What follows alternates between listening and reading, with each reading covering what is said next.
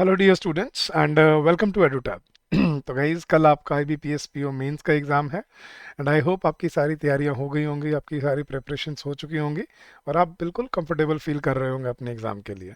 But फिर भी guys अपने एक्सपीरियंस से हम कुछ लास्ट मिनट टिप्स आपको देने आए हैं आज। सबसे पहले तो guys I wish you all the very best for your exam. I hope your endeavours come true and all your hard work page of at the end of the day. Guys क्या last minute tips हो सकती हैं subject wise, क्या क्या आपको ध्यान रखना चाहिए एग्जाम में, वो सब बात करेंगे आज इस सेशन में। और मैं ये भी बताऊंगा कि आपको किन पर्टिकुलर टिप्स हैं जो ऐसी जो आपको ज़रूर हेल्प करेंगी अपने अपने एग्जाम के एग्जीक्यूशन में। तो शुरू करते हैं गाइज। तो आई होप आप सबको पता है आपका प्रीलिम्स हो चुका है। मेंस में आपके कौन से टॉपिक आने हैं guys? Reasoning and computer aptitude, data analysis and interpretation, general awareness, banking awareness, English language और डिस्क्रिप्टिव इंग्लिश का पेपर, और उसके बाद होगा आपका इंटरव्यू का स्टेज। तो अभी आपको जो मेंस के लिए जो आपको अच्छा स्कोर करना है गाइस, आपका फाइनल सिलेक्शन आपके मेंस के स्कोर पे ही डिपेंड करता है। तो अपने मेंस को अच्छे से ध्यान से और पूरा फोकस से करके आना है हमें। और क्या स्ट्रैटेजी होनी चाहिए गाइस? सबसे पहले आप अपना पूरा पैटर्न समझिए। रीजनिंग पे आपको 40 क्वेश्चंस मिलेंगे जिनकी वेटेज 60 मार्क्स है, तो मतलब 1.5 मार्क्स फॉर एवरी क्वेश्चन, और सेक्शनल टाइमिंग है इसका 50 मिनट्स। ठीक है। DI का और इंटरप्रिटेशन के 35 क्वेश्चंस हैं, वेटेज है इनकी 50 मार्क्स और टाइम मिलेगा आपको 45 मिनट्स। जनरल अवेयरनेस के 35 क्वेश्चंस मिलेंगे, उसकी भी वेटेज 50 मार्क्स है और उसके लिए आपको टाइम मिलेगा 25 मिनट्स।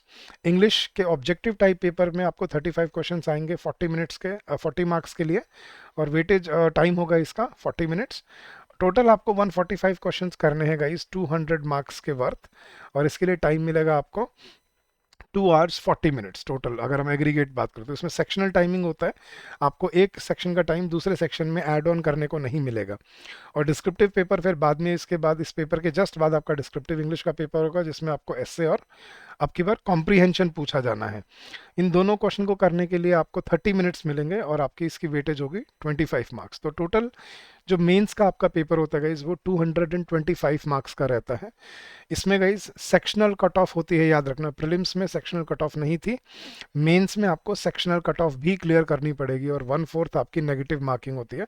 मतलब हर नेगेटिव आंसर का आपका 0.25 मार्क्स डिडक्ट भी होता है।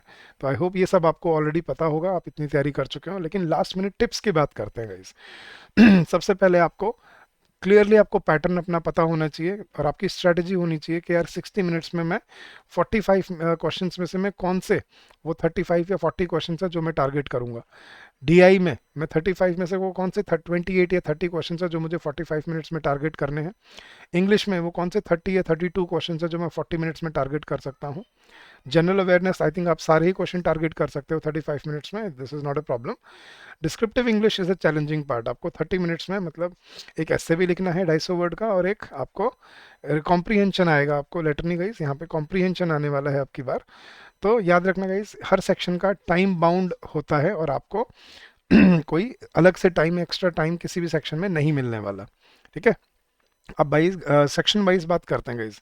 पहले रीजनिंग और कंप्यूटर एबिलिटी की। नाउ रीजनिंग में आपको सबसे पहले गाइज याद रखना, फ्लोर बेस्ड, ब्लड रिलेशन के बेस्ड और वेरिएबल बेस्ड पजल्स आएंगी आपको जो मुश्किल होती हैं मेंस वाले एग्जाम में। तो इनकी अच्छे से तैयारी करके जाना और चूज करके जाना कौन सी पजल आपको सॉल्व करनी है, कौन सी आपको स्किप करनी है अगर करनी है तो कोई। इंडोर आउटडोर इनपुट आउटपुट के क्वेश्चंस आपको कोडेड और मशीन्स लेवल पे मशीन बेस्ड आते हैं। लॉजिकल रीजनिंग पे आपको cause and effect, assumption, course of action पूछा जाता है।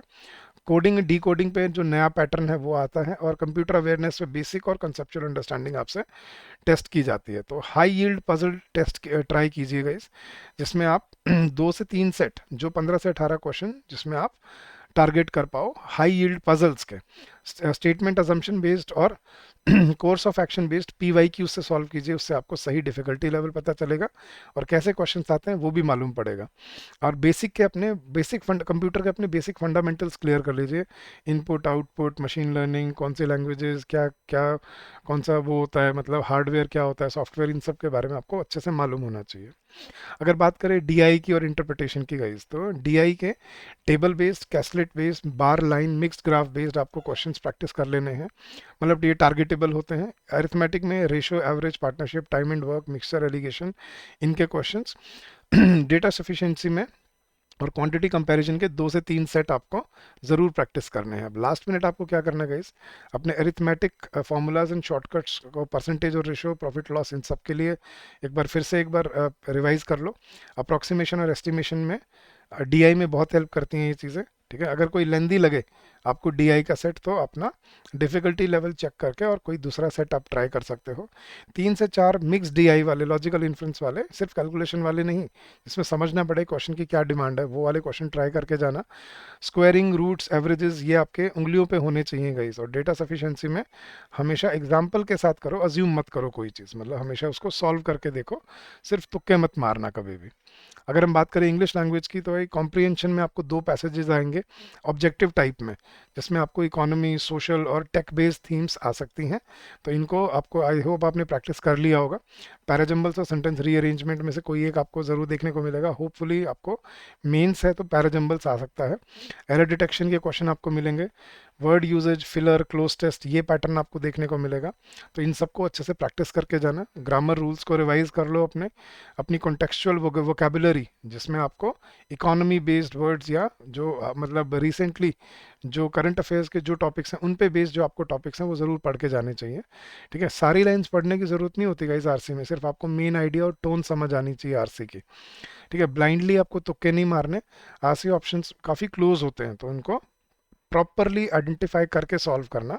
और पहले अपने छोटे क्वेश्चन अटेम्प्ट करना गाइस, फिर अपने बड़े क्वेश्चन अटेम्प्ट करना, क्योंकि अगर आप पहले बड़े क्वेश्चन में फंस गए तो आप फिर छोटे क्वेश्चंस को बाद में पैनिक कर जाओगे उनमें, और फिर जल्दीबाजी में उनमें गलतियां करोगे। तो always start with shorter questions and then move to the longer questions, ये आपकी स्ट्रैटेजी होनी चाहिए, ठीक है। आरसी बेशक पहले दिया हुआ है, लेकिन एंड में अटेम्प्ट करना उसको, ठीक है, ताकि आपको टाइम मिले और आप उसको पेशेंटली सॉल्व कर पाओ। तो पहले error detection, word usage, filler, double filler, ये क्वेश्चन पहले करो, ठीक है। उसके बाद बड़े क्वेश्चंस पे जाओ, अपने रीअरेंजमेंट, क्लोज टेस्ट और अपना कॉम्प्रिहेंशन पे।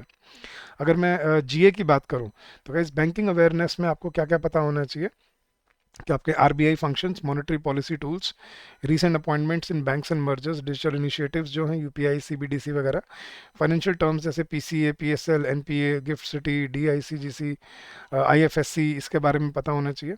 करंट अफेयर्स पिछले 4 से 5 महीनों के आपके प्रिपेयर्ड होने चाहिए, जिसमें गवर्नमेंट स्कीम्स हों, आरबीआई और सेबी के अपडेट्स, रिपोर्ट्स, इंडेक्सेस हों, award, submits, committees, GDP forecast by agencies, budget, economic survey and important bills आपको पता होना चाहिए।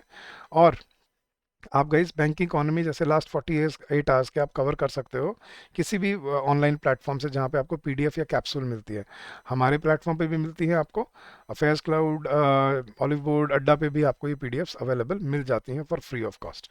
So do revise your GA and पिछले 3 महीने की बहुत क्रूशल है, तो पिछले 3 महीने की ज़रूर पढ़ के जाना, और उसको मतलब कंपाइल्ड एक शॉर्ट कैप्सूल वे में, ठीक है, उस तरह से पढ़ना। अब कॉम्प्रिहेंशन में आपको क्या करना है गाइस, एस्से और कॉम्प्रिहेंशन में आपको एस्से मिलेगा आपको 150 to 200 वर्ड्स का, और आपको कॉम्प्रिहेंशन पे आपको 3 क्वेश्चन मिलेंगे, 2 या 3 क्वेश्चन एक्सपेक्ट कर रहे हैं, देखते हैं वैसे कितने आते हैं, बट यूजुअली आपको 2 या 3 क्वेश्चंस आपको डिस्क्रिप्टिव क्वेश्चंस मिलेंगे आपकी बार कॉम्प्रिहेंशन पे।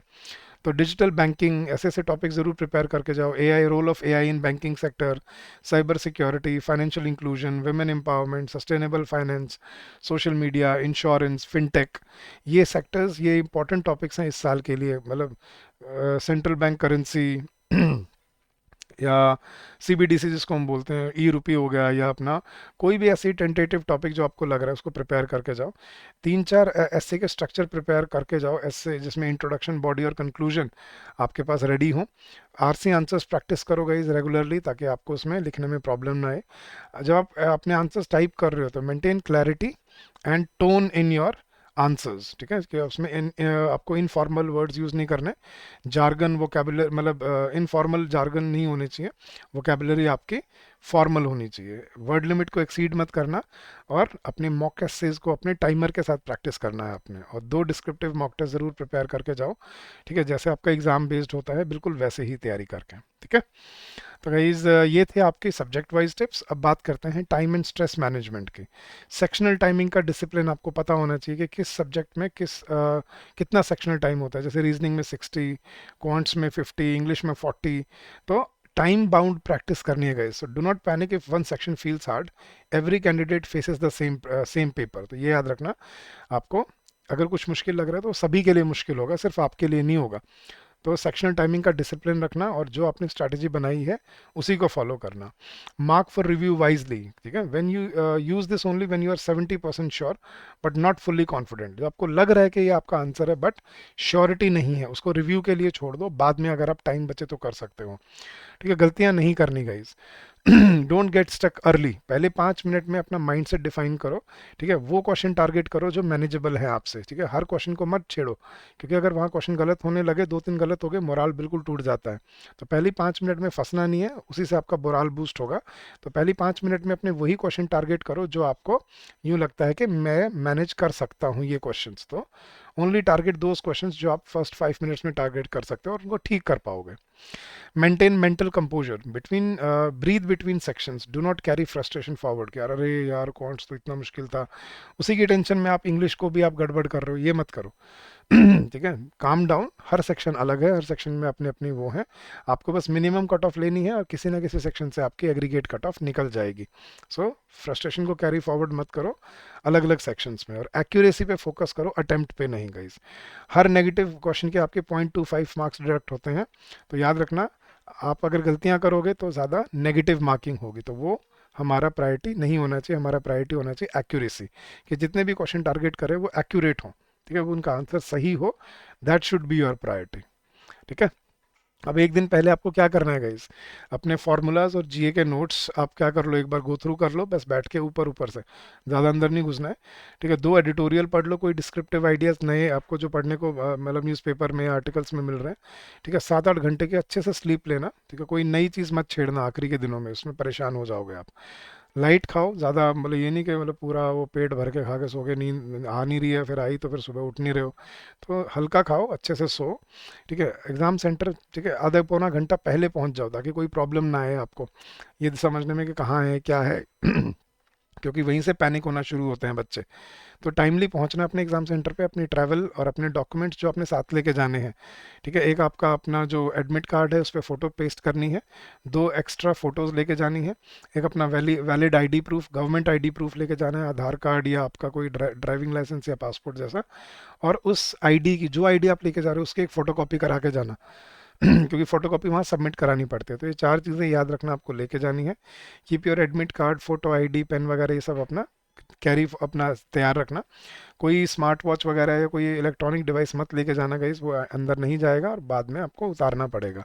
अपनी वे फालतू की ज्वेलरी वगैरह पहन के मत जाना, बी कंफर्टेबल, क्योंकि आपको वहाँ पे 2.5 से 3 घंटे तो पेपर के लिए बैठना है और 1 घंटा पहले बैठना पड़ेगा, तो मतलब 4 घंटे आपको बैठना पड़ेगा। तो you should be comfortable, fashion show नहीं हो रहा वहाँ पे, एग्जाम देने जा रहे हो। ठीक है, तो be comfortable there and stay calm during log in, sometimes lags happen, do not panic. Computer अगर आपका पहले चेक कर लेना, कई बार कंप्यूटर का कीबोर्ड ऐसा गड़बड़ होता है, माउस ठीक नहीं चल रहा होता है, तो पहले चेक कर लो और उसको बदलवा लो एग्जाम से पहले ही, बाद में करोगे वो दिक्कत देगा।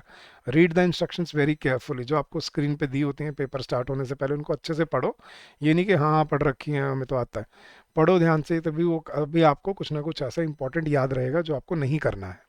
ठीक है, चलेगा। तो ये थी आपकी एग्ज़ाम की लास्ट मिनट टिप्स जो आपको एग्ज़ाम से पहले काम करेंगे, जो आपको हेल्प करेंगे अपने आप को, मतलब माइंड सेट को आपको सेट करने में। और गाइज मैनिफेस्ट करना कि आपने कल क्या करना है, जाके अच्छा प्रिपेयर करना है, अच्छा एग्जीक्यूट करना है अपने पेपर को। ठीक है, चलिए गाइज, अगर आपका कोई डाउट हो, कोई क्वेरी हो, you can always get in touch with us. लेकिन जाने से पहले मैं आपको अपने महापैक बैंकिंग एग्जाम महापैक कोर्स के बारे में बता जाता हूँ गाइज।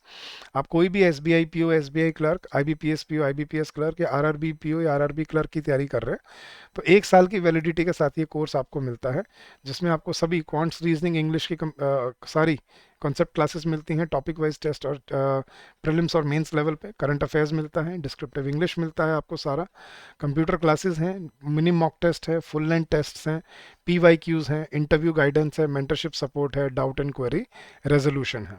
तो आप हमारी वेबसाइट विजिट कर सकते हैं www.edutap.in और आप ये कोर्सेज चेकआउट कर सकते हैं। या कोर्स का लिंक आपको इस वीडियो के नीचे डिस्क्रिप्शन में भी दिया मिल जाएगा। चलिए guys, so that's it for today. I wish you all the success in your endeavors ahead, guys. God bless you all. Keep on working hard. Keep on giving your best, and I'm sure you will do very well in the long run. Guys, कोई doubt हो, you can call us on this number 8146207241, or you can also drop us an email at our email ID hello@edutap.co.in. So that's our official email ID. So thank you so much once again guys. Again all the very best. अच्छा करके आना. अच्छे मन से जाना और अपनी पूरी मेहनत से दिल लगा के करना, पैनिक नहीं करना है आपने, ठीक है। और हम तो हैं ही, हम आपको सारी शिफ्ट का एनालिसिस ला के देंगे, तो ज़रूर जुड़िएगा हमारे साथ इसी चैनल पे, आपको हर शिफ्ट का एनालिसिस यहाँ पे मिलेगा कल। चलेगा इस, तो all the very best, God bless you and keep up the good work.